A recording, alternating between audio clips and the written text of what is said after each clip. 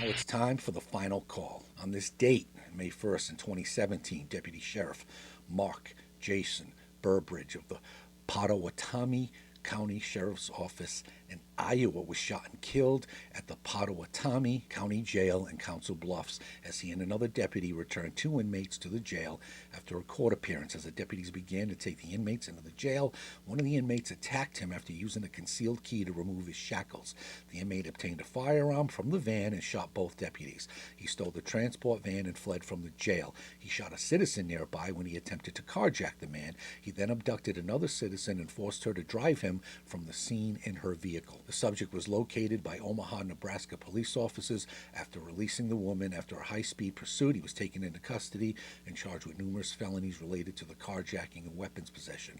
The man had just been sentenced to 55 years in prison after pleading guilty to murder. On August 15, 2017, the man was sentenced to life in prison for Deputy Burbridge's murder and related charges. Deputy Burbridge had served with the Pottawattamie County Sheriff's Office for 12 years. He is survived by his wife, two daughters, a son, his mother, two brothers, and a sister. Also on this date, back in 1954, Captain Henry Ritchason of the Zanesville PD in Ohio was accidentally shot and killed by another officer while he and other law enforcement officers searched a wooded area for a still. One of the other officers was attempting to load a pump shotgun when it discharged, striking Captain Ritchason in the stomach.